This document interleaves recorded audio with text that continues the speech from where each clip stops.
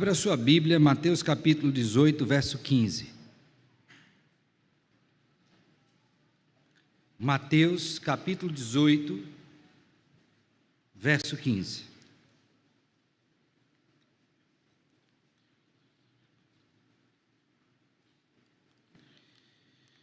Meus irmãos, quando nós vivemos na igreja, uma vez que fomos recebidos como povo do Senhor, há dois vetores de relacionamento que nós precisamos aprender a ter, a desenvolver, como crentes.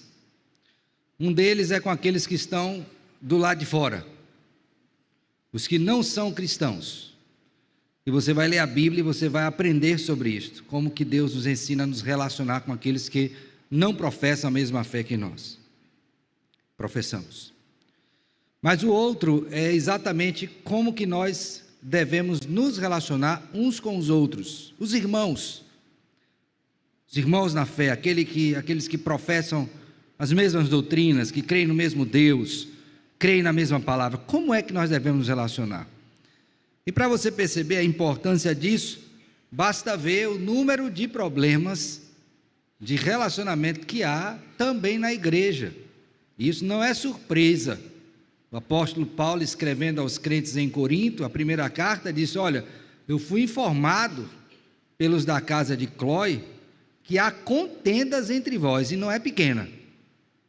Há um partidarismo aí na igreja. Uns dizem que são de Paulo, outros dizem que são de Apolo, outros dizem que são de Cefas. Tem até o partido de Cristo. E eles dizem: porventura Cristo está partido, para vocês terem partidos na igreja?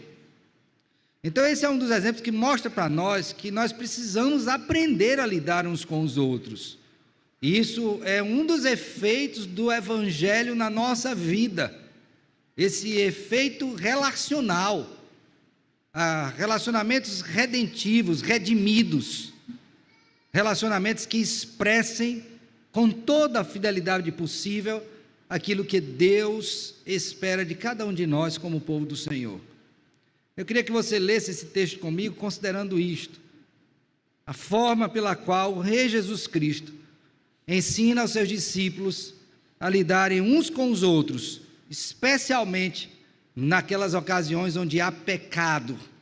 Como é que eu tenho que tratar o meu irmão quando ele peca? Então nós vamos ler esse texto. Antes, porém, orarei ao Senhor mais uma vez. Senhor Deus, graças te rendemos por tua palavra, viva e eficaz, e estamos aqui nesta noite na firme expectativa de que o Senhor fale conosco e nos transforme de glória em glória à semelhança do Senhor Jesus Cristo. Usa-me para isto, ó Deus, com fidelidade. Dá-me a graça também de ser fiel ao Senhor e à tua palavra. Em nome de Cristo que oramos com gratidão e perdão dos nossos pecados. Amém.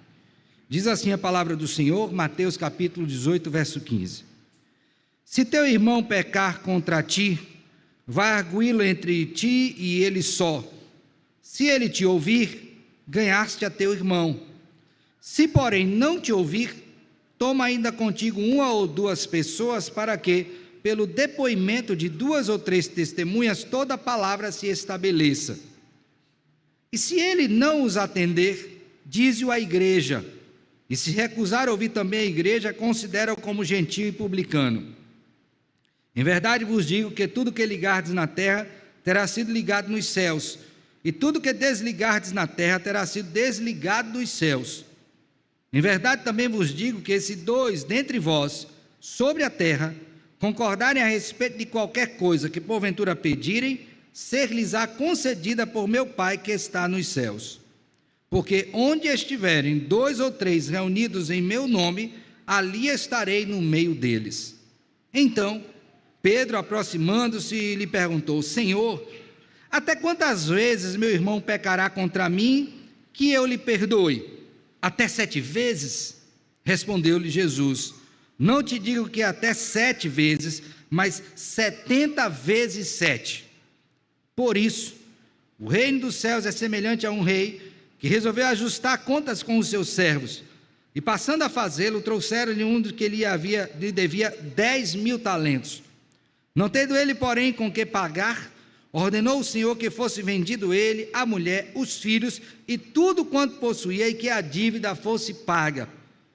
Então o servo, prostrando-se reverente, rogou: sê paciente comigo e tudo te pagarei. E o senhor daquele servo, compadecendo-se, mandou-o embora e perdoou-lhe a dívida.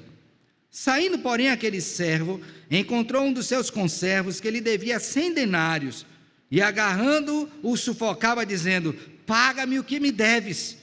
Então o seu conservo, caindo-lhe aos pés, lhe implorava: sê paciente comigo e te pagarei. Ele, entretanto, não quis. Antes, indo-se, o lançou na prisão, até que saldasse a dívida. Vendo os seus companheiros o que se havia passado, entristeceram-se muito e foram relatar ao seu senhor tudo o que acontecera.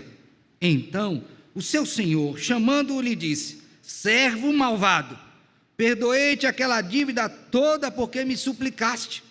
Não devias tu igualmente compadecer-se do teu conservo, como também eu me compadeci de ti? E indignando-se, o seu senhor o entregou aos verdugos, até que lhe pagasse toda a dívida. Assim também meu Pai celeste vos fará, se do íntimo não perdoardes cada um a seu irmão. Amém. Como nos relacionar, irmãos? Como nos relacionar? Os relacionamentos entre pecadores já são difíceis. E eu acho que eu estou sendo até generoso. Dificílimos. Certamente você já teve com alguém algum tipo de problema relacional. Na sua casa, com seu pai, a sua mãe, com seu esposo, a sua esposa, com seu filho, na igreja com seu irmão. Certamente você já teve. E parece que muitas vezes a gente passa por situações como esta, ou até acompanha, e não aprendemos. Mas o Rei Jesus quer que os seus discípulos aprendam a se relacionar. Esse texto que nós acabamos de ler, irmãos, de Mateus capítulo 18, ele é um dos 5 discursos do Senhor Jesus Cristo no Evangelho de Mateus. O primeiro discurso foi o discurso Sermão do Monte, capítulos 5 a 7. O segundo discurso foi o discurso para os seus discípulos, mostrando o que é que eles deveriam ser e fazer na medida em que executassem a obra do Senhor, Mateus capítulo 10. O terceiro discurso foi Mateus capítulo 13 e 14, que são as parábolas do reino, onde ele mostrou como que era a origem do reino, o desenvolvimento do reino, a abrangência desse reino, Mateus 13 e 14. E este aqui é o quarto discurso, o penúltimo, o último é de Mateus capítulo 24, o sermão escatológico. Cada um desses sermões tinha uma importância para os súditos do reino. E esse aqui não é diferente. Se você observar desde o verso 1 do capítulo 18 até esse verso 35, que é o último, o assunto que está aqui é exatamente este de relacionamento. O Senhor Jesus Cristo, o Rei Jesus, quer que seus discípulos aprendam isto. E uma das coisas que os seus apóstolos teriam que aprender, e até para ensinar a igreja, por isso eles são aqui o foco deste discurso, é exatamente como eles deveriam se relacionar e ensinar a igreja a tratar pessoas que pecam. E é muito importante aprender isso aqui, irmãos, porque muitas vezes nós temos 2 extremos. Ou nós somos lenientes com aquele que peca, então a gente vê e diz: é só mais um pecadinho, não vou falar, né? Muitas vezes essa postura não está por desconsiderar o pecado, mas porque, como eu peco também, eu fico sem capacidade de exortar aquele que peca, então eu deixo para lá. E a outra postura é aquela postura extremamente rigorosa. Quando a gente vê o pecado de alguém, a gente vai em cima, no pescoço mesmo, literalmente, é matar ou morrer. Então não tem opção, né? Ou mata ou morre. Então eu vou lá e eu quero resolver, e há uma postura impiedosa, a gente age sem amor. Então Cristo nesse sermão está mostrando isso.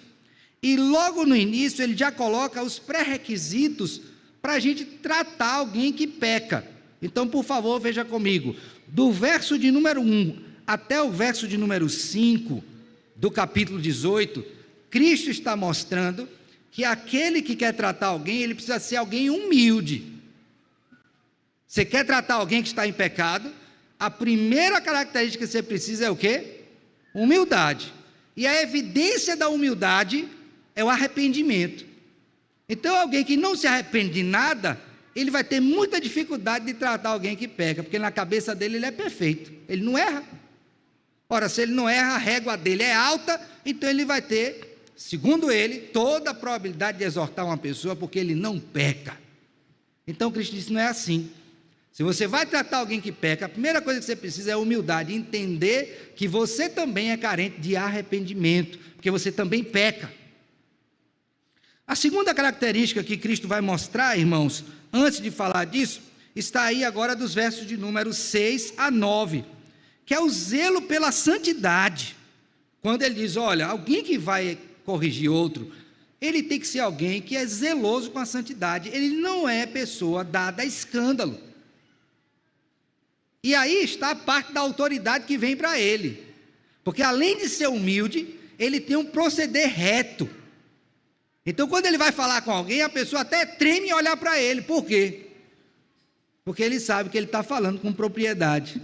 Ele está falando daquilo que ele faz. Pela graça de Deus, é verdade, mas está falando daquilo que ele faz. Então, Cristo diz, você tem que ser humilde, mostra isso pelo arrependimento, e você tem que ser zeloso pela santidade, a de Deus e a sua própria.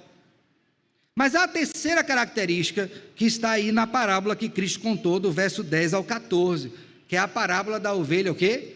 Perdida. Então ele está dizendo, olha, para alguém tratar outra pessoa, ele precisa ser humilde, daí se arrepende, ele precisa ser zeloso com a questão da santidade, e ele precisa entender a importância de uma pessoa para Deus. Uma só. A parábola mostra isso. Ele deixou as 99 e foi atrás daquela que estava perdida. E quando alguém peca, não é exatamente isso que acontece, irmãos? Ele se desvia, ele se aparta. Mas se eu não tiver amor por esta pessoa, você acha que eu vou me desprender, abrir mão do meu tempo, de recursos, para ir atrás dela? Mas eu não. Ela que foi. Agora que trata de voltar. Cristo disse, não é assim. Quando eu vou tratar alguém, eu preciso demonstrar amor por ela. E esse amor é evidenciado quando eu deixo as 99 e vou atrás de quantas? De uma só. Com essas coisas em mente, então, é que Cristo começa o capítulo 18, verso 15. Porque agora ele vai colocar aquela situação ideal. Vocês entenderam isso? Preciso de humildade, arrependimento. Preciso ter zelo pela santidade, procedimento que não quer evitar escândalos, ou que evita escândalos, digo. E eu tenho amor pelas pessoas, tanto é que eu deixo 99 e vou atrás de uma só. Aí ele coloca a condição: se pecar. Então ele está dizendo, olha, você aprendeu? Agora vamos para o caso ideal. Se você tiver um irmão que pecou, com humildade, com santidade e com amor por ela, o que é que você tem que fazer? E aí esse texto vai mostrar para nós, irmãos, 3 coisas. A primeira delas, você precisa procurá-la segundo o processo que Deus estabeleceu. Ó, qual é a coisa que você tem que fazer? Procurá-la segundo o processo que Deus o quê? Estabeleceu. Como é que a gente vê isso? Veja comigo, vamos ver. Verso 15. Se teu irmão pecar contra ti, vai arguí-lo entre ti e ele só. Se ele te ouvir, ganhaste teu irmão. Se porém não te ouvir, toma ainda contigo 1 ou 2 pessoas, para que pelo depoimento de 2 ou 3 testemunhas toda a palavra se estabeleça. E se ele não os atender, diz-o à igreja, e se recusar a ouvir também a igreja, considera-o como gentil e publicano. Então Cristo está dizendo aqui como é que você deve fazer. Então, vamos pensar aqui. Dedeca, Andréa Fernandes, senhora Andréa Fernandes, pecou contra mim. Não foi? Se ela pecou contra mim, o que é que eu não devo fazer? Chegar presbítero Paulo, você viu o que Dedeca fez comigo? Presbítero Salles, você viu o que Davi, você viu o que Dedeca fez comigo? Juan, você viu o que Dedeca fez comigo? Quer dizer, Dedeca pecou contra mim, mas quantas pessoas já sabiam do pecado? Cristo disse, não é assim não. A primeira coisa que você tem que fazer dentro do processo divino é ir a Dedeca. Se teu irmão pecou contra ti, o que é que você tem que fazer? Vai arguir entre ti e ele só. É a conversa olho no olho. Aqui já está um problema, né, irmãos? Porque a nossa comum perspectiva é falar para os lados. A gente não fala para frente para a pessoa que fez, a gente fala para todo mundo, menos para quem deveria ouvir. Cristo disse, não é assim. Nós temos que falar para a pessoa. Então eu vou lá, com que desejo? De ganhar meu irmão, dizer, Dedeca, você fez isso, segundo a lei de Deus, é pecado, você pecou contra Deus, você pecou contra mim, por que você não se arrepende disso? Se ela ouvir, o que é que o texto diz? Ganhei meu irmão, no caso, minha irmã. Mas é possível que ela tenha um coração endurecido, aí o que é que eu faço? Eu abandono? Não. Agora eu chamo duas testemunhas. A ideia de testemunha aqui não é de testemunhar para me ouvir falando, não. São duas pessoas que vão comigo para argumentar no sentido de dissuadir Dedeca daquela postura.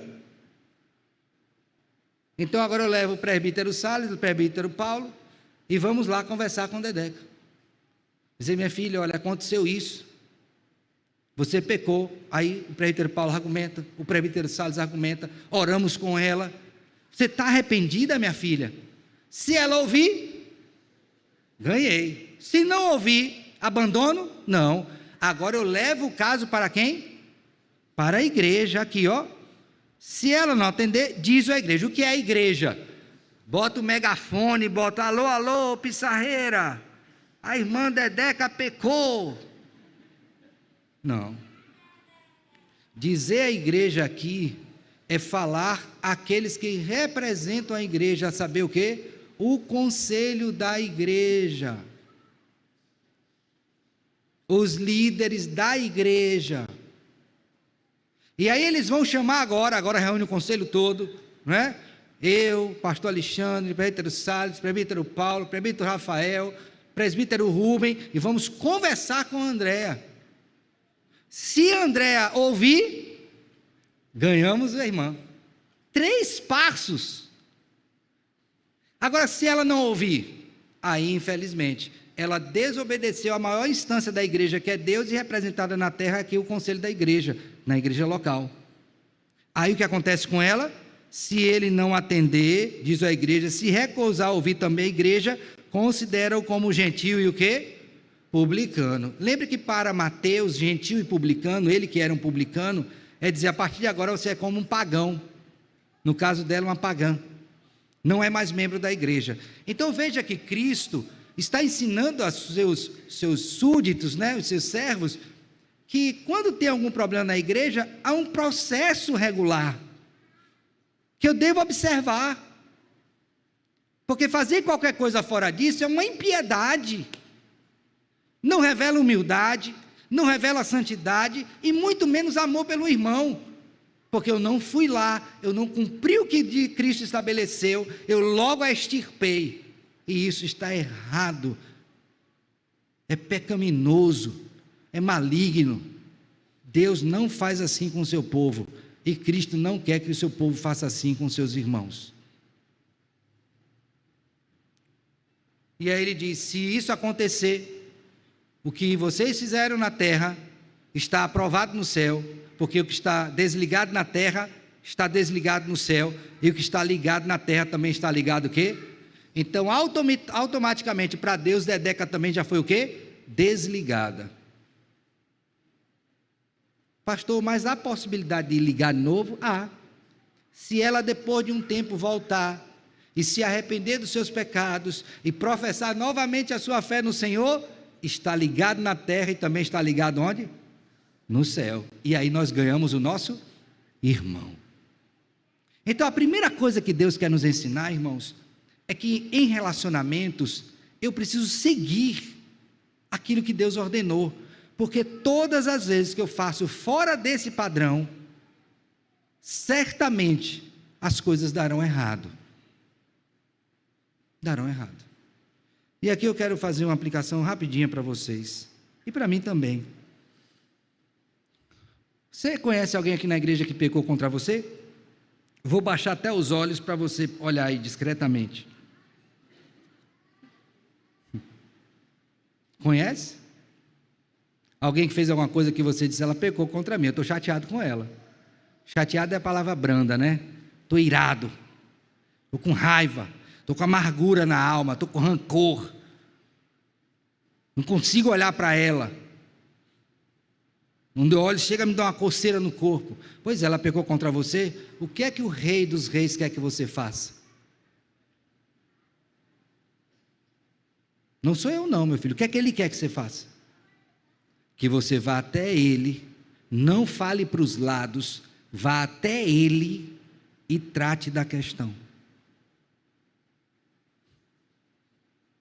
Sabe o que eu acho que falta muitas vezes para a gente? Coragem.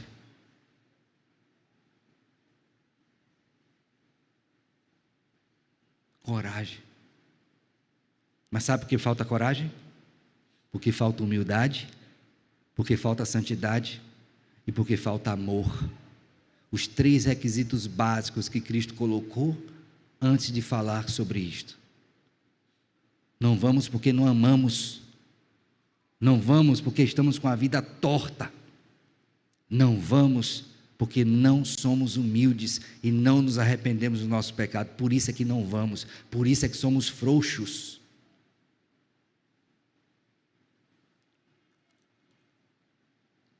Então a primeira coisa que Cristo quer, vá fazer do modo que eu mandei. Não faça diferente. Vá até o irmão e seguindo o padrão, onde estiver 2 ou 3 reunidos no meu nome, eu estarei no meio de vós, eu vou acompanhar vocês, eu vou validar o que vocês fizeram, porque estão fazendo do jeito que eu mandei. Se fizer diferente, ele vai estar? Não. Mas se fizer do mesmo jeito? Sim.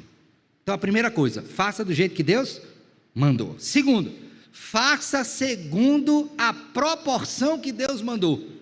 Aí vamos, por favor, para o verso 21 e 22. Agora, Pedro ouviu isso, né? E disse, eita, que situação difícil, vou ter que ir até o meu irmão. E a condição, lembre, se teu irmão pecar, né? Olha como Pedro começa. Então Pedro, aproximando-se, perguntou, Senhor, até quantas vezes meu irmão pecará contra mim, que eu lhe perdoe? Até 7 vezes? Olha, vocês sabem que na Bíblia 7 é o número da perfeição, não é? Correto? Mas 10 também é o número da completude. Então quando Cristo responde 70 vezes 7, 7 vezes 10 dá quanto? Então perfeição com completude dá 70, aí Cristo pega os 70 com mais os 7 que ele colocou e bota o quê? 70 vezes 7, é muito mais perfeito do que ele imagina. Então qual é a proporção? O judeu piedoso diria assim, hoje eu estou pegando um bocado como exemplo, Gabriel pecou contra mim. Gabriel, você só tem o quê? E eu sou piedoso, viu? Só tem 7. Aí ele pecou contra mim, eu disse,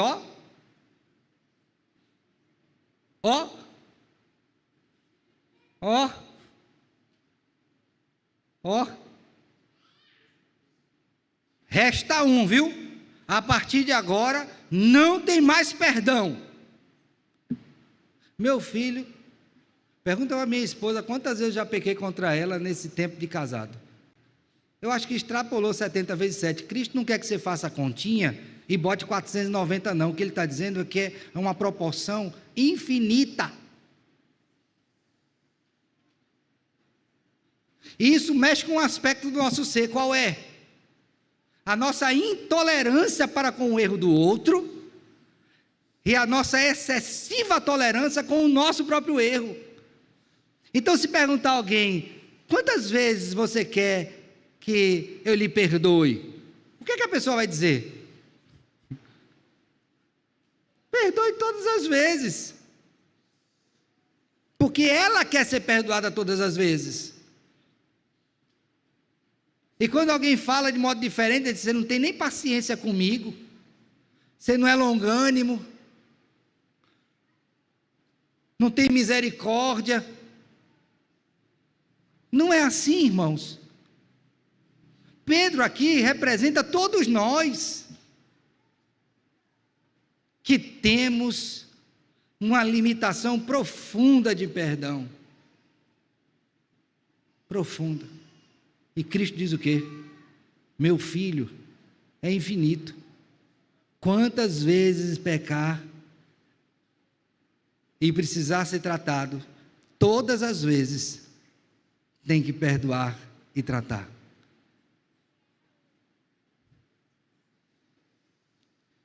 Eu não posso deixar de passar por esse ponto aqui e pensar na nossa própria vida, individualmente. Eu queria que você fizesse o mesmo exercício que eu tentei fazer em casa, mas cansei. Cansei de quê? De ver quantas vezes eu pequei contra Deus nessa minha vida. Acordado eu peco. Dormindo eu peco também. Quando ando eu peco. Se eu sentar eu peco. Se eu pensar, corro o risco de pecar. Se falar, peco também. Então, se Deus fosse usar essa régua comigo, 490 era pouco. Ele usa essa régua. Ele diz assim, olha, se confessarmos os nossos pecados, Ele é fiel e justo para nos perdoar os pecados e nos purificar de todo o quê? Quantos pecados Ele colocou ali naquele versículo?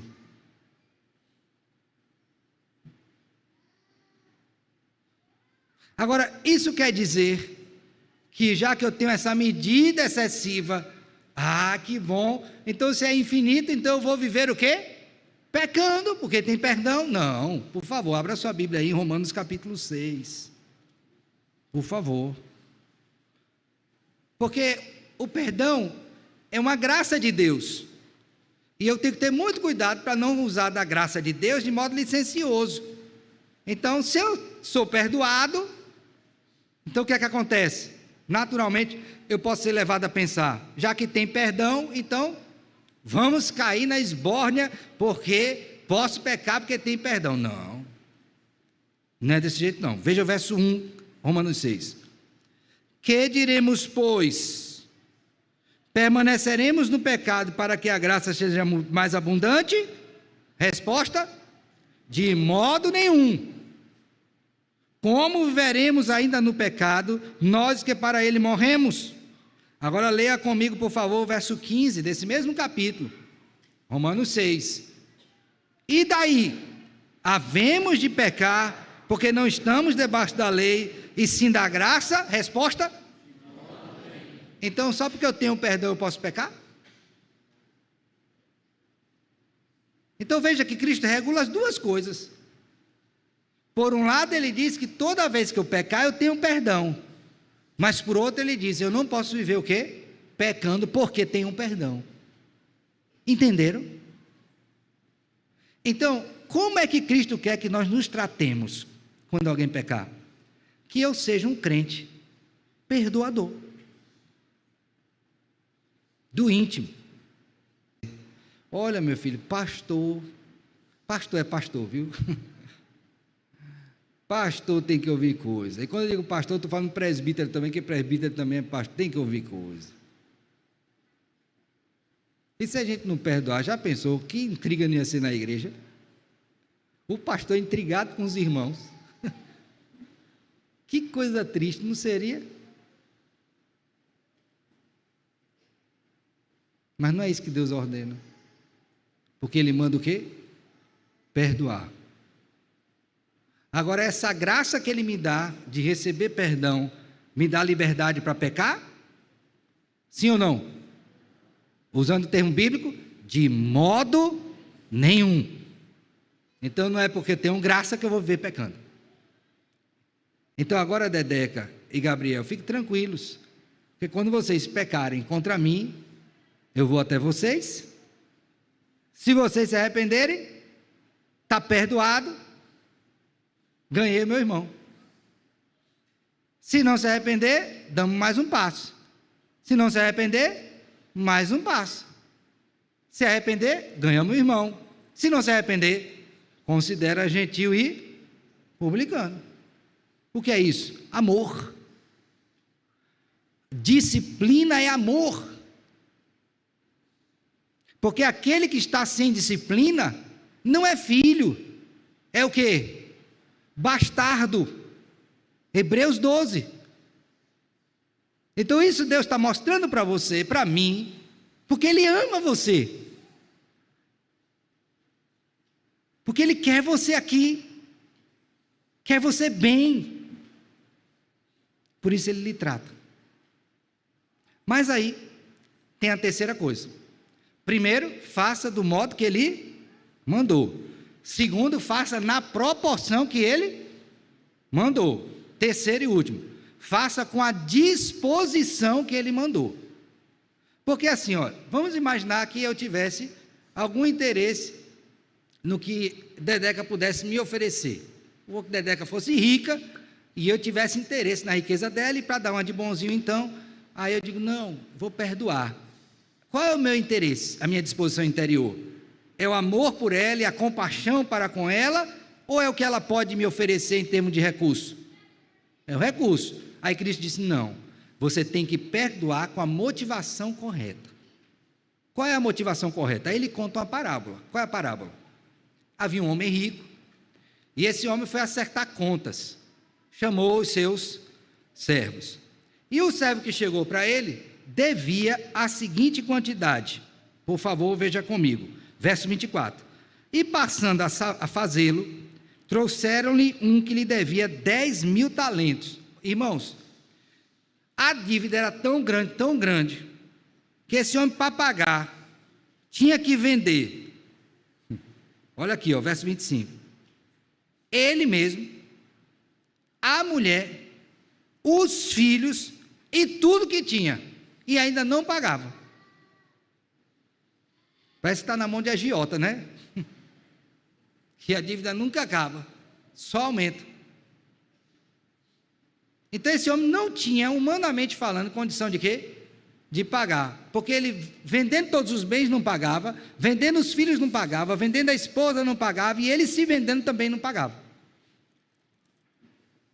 Quando ele se viu nesse desespero, ele se joga aos pés do seu senhor e diz para ele, reverentemente, sê paciente comigo e tudo te pagarei. Como que ele vai pagar se ele já tinha dado tudo que ele tinha até ele?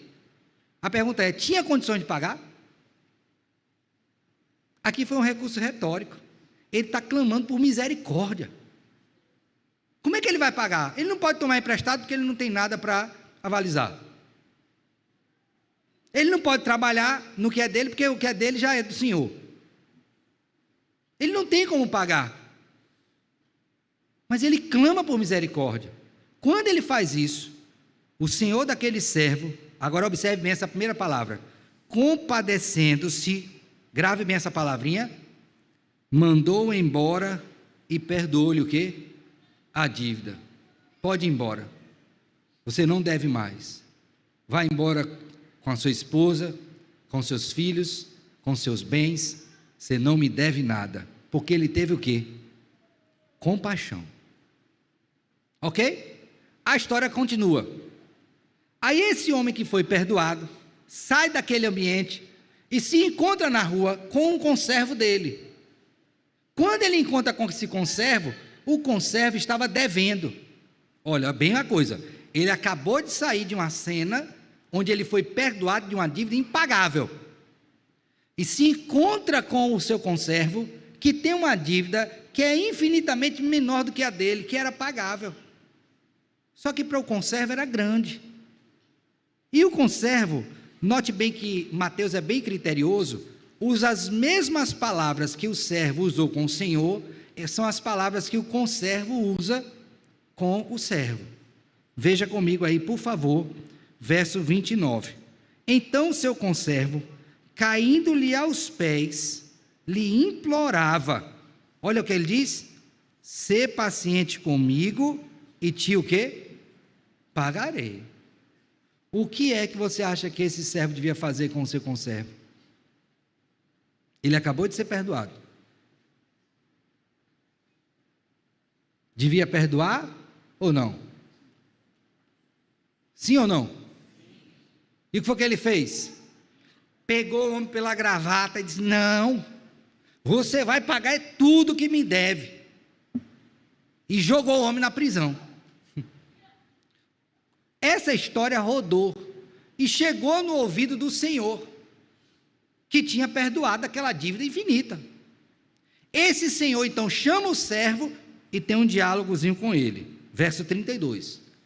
Então seu Senhor, chamando-lhe, disse: servo, ouça bem isso aqui, tá? Servo o quê? Então todo aquele que não tem compaixão do outro, que a ação, ou o que esta ação diz acerca do seu caráter? É uma pessoa o quê? Malvada. Malvado. Servo malvado. Perdoei-te aquela dívida toda porque me suplicaste.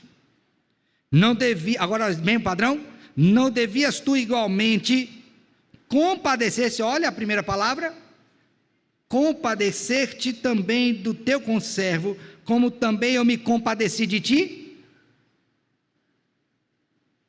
Você não devia ter compaixão? Por que você não teve compaixão? Já que você não teve, e ele é Senhor, podia fazer isso, indignado, entregou aos verdugos, que eram os responsáveis pela prisão, até que lhe pagasse o quê? Toda a dívida. A historinha acabou. A questão é, o que é que Cristo quer ensinar com isso? Ele mesmo explica: assim também meu Pai Celeste vos fará, se do íntimo, o que é do íntimo? O que é do íntimo? Não é de boca, porque de boca a pessoa fala o que quiser. Não é de boca, é de coração.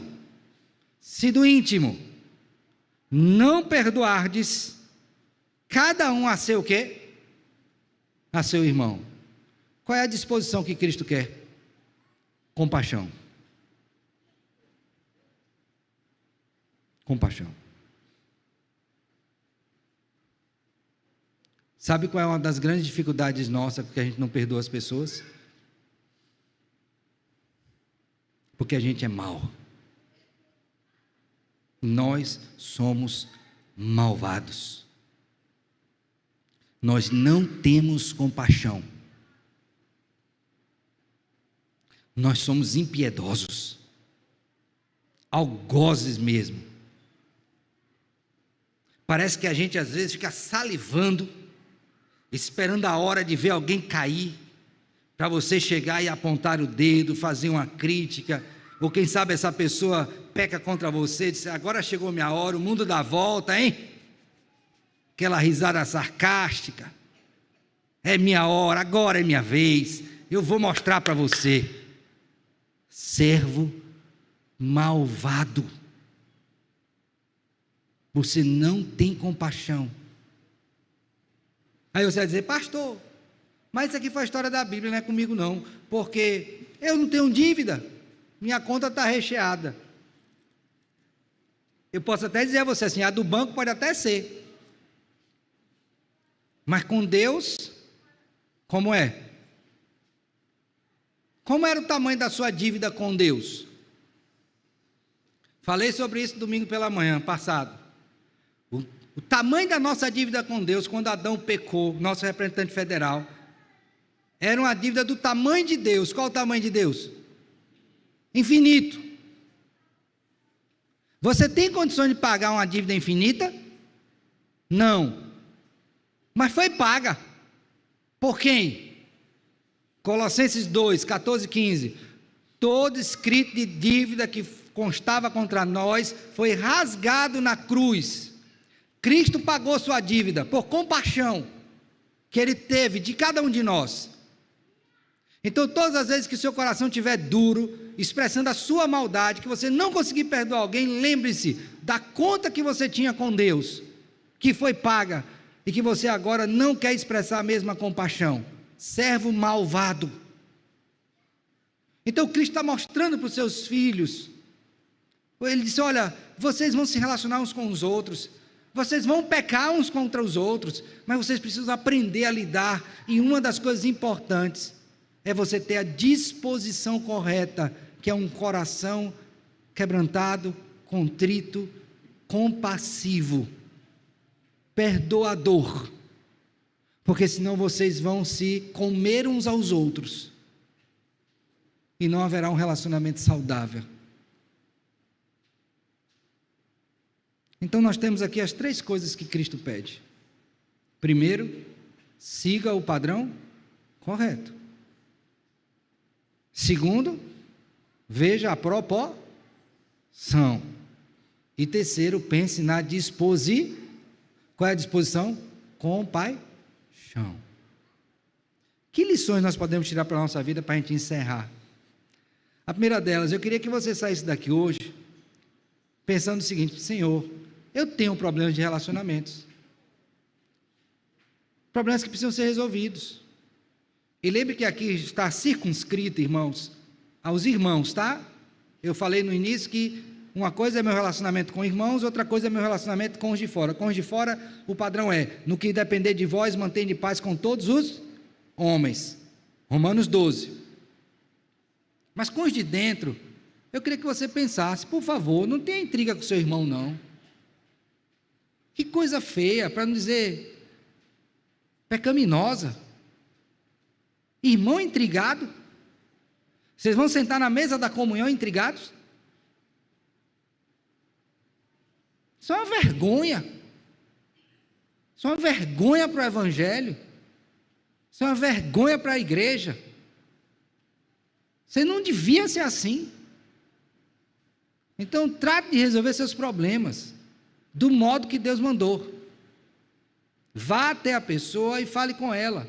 Se não tem coragem, ore, jejue, mas vá e trate. Foi isso que Ele mandou. E é o que nós precisamos fazer. Vá até a pessoa. Então não saia daqui: não, eu não tenho esse problema não, isso é só com os outros. Não, você também, você não é gente? Não é gente que peca? Então, vá resolver seus problemas. Se precisar de ajuda, peça, mas não fique sem resolver. Segunda coisa, não queira fazer do jeito que você acha que é certo. Faça do jeito que Deus mandou. Às vezes a gente está aconselhando alguém e a gente diz para a pessoa: olha, você vai fazer desse jeito. Aí tem uma sessão, quando ela volta, na sessão seguinte, a gente pergunta: e aí, deu certo? Deu não. Você fez tudo que eu mandei? Fiz.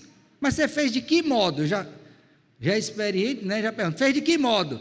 Ah, eu fiz assim. Não foi assim que eu mandei, não. Não tem aquela brincadeira: faça tudo que seu mestre mandou. Mas aqui é verdadeiro.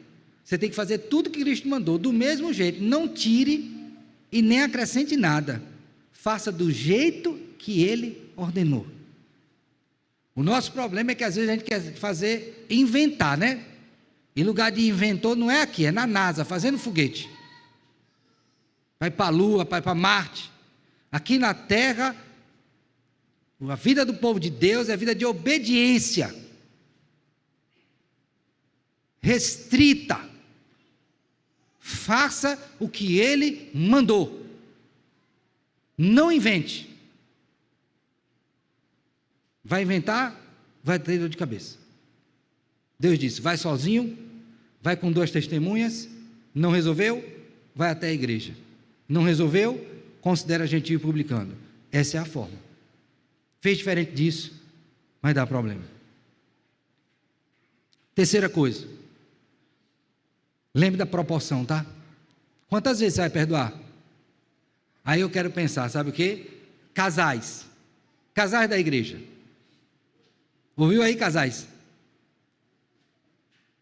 Seu cônjuge peca contra você, você também peca contra ele. Quantas vezes vocês vão se perdoar? Vá lá conversar com ele. Não invente dor de cabeça, não durma de calça jeans, não vá dormir assistindo televisão, porque você quer evitar a pessoa. Vá tratar, tenha coragem e vá tratar.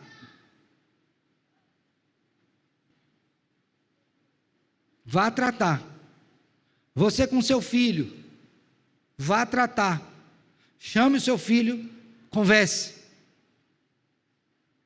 Se o problema é com seu pai, com sua mãe, guardada a honra do 5º mandamento, vá conversar com ele também.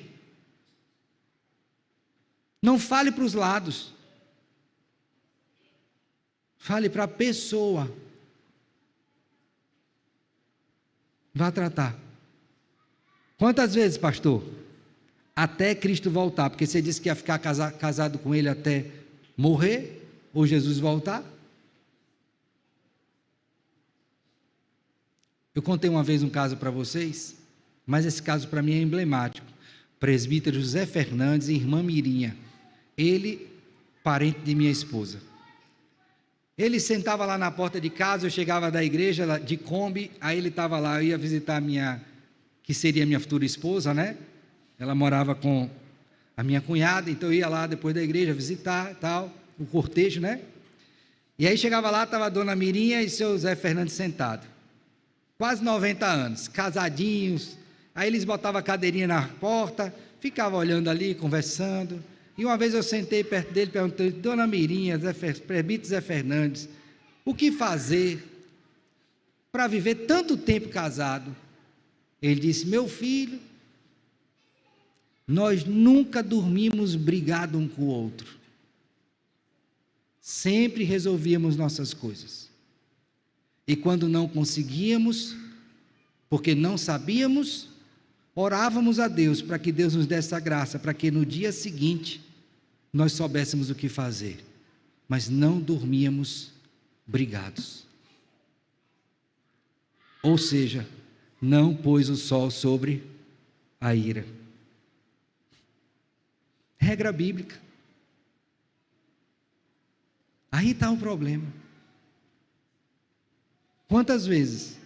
Quantas forem necessárias. Isso dá ocasião para eu pecar?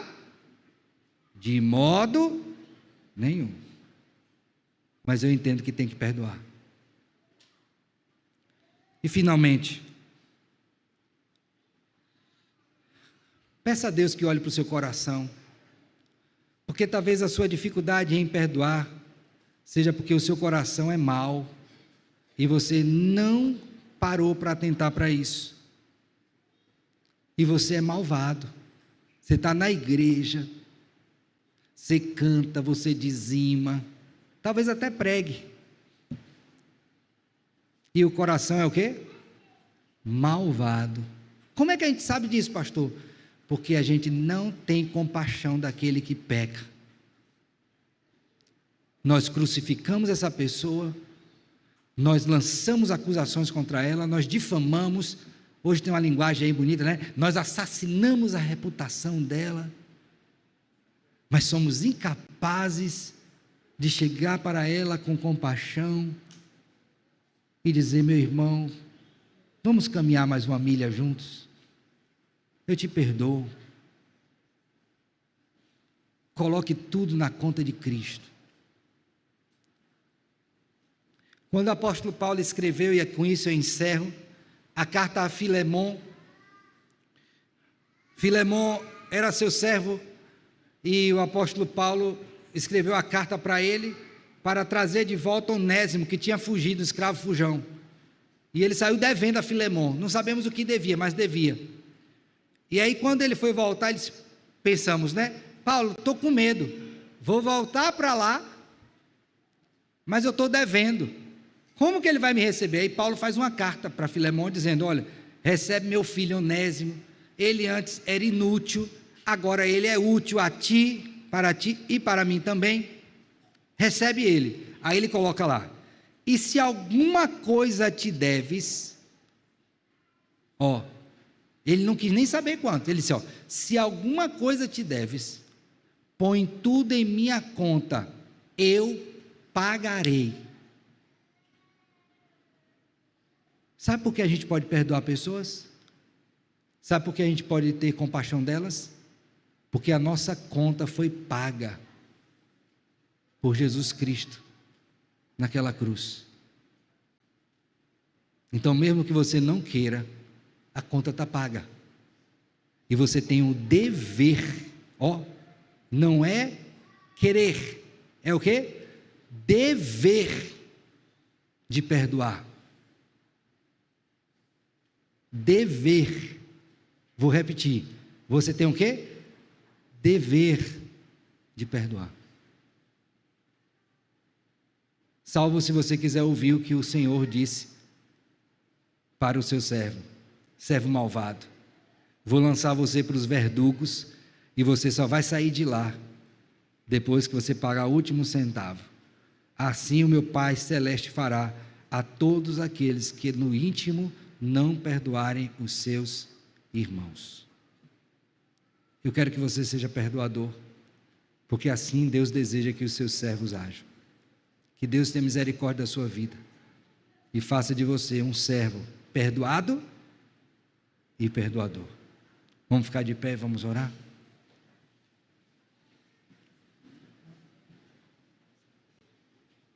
Graças te rendemos, ó Deus, por tua palavra viva e eficaz. Pedimos que o Senhor nos ajude, para que possamos, ó Deus, não somente compreender, mas viver de acordo com o que temos aprendido em tua palavra. Perdoa-nos desde já, ó Deus, quando não temos humildade, amor ao próximo, zelo pela santidade, e então, Deus, não perdoamos. Pelo contrário, difamamos. Perdoa-nos e ajuda-nos a que, como povo do Senhor, possamos viver relacionamentos saudáveis, mesmo quando houver pecado, porque há o tratamento devido conforme a tua própria prescrição. Assim oramos em Cristo, com gratidão e perdão dos nossos pecados. Amém.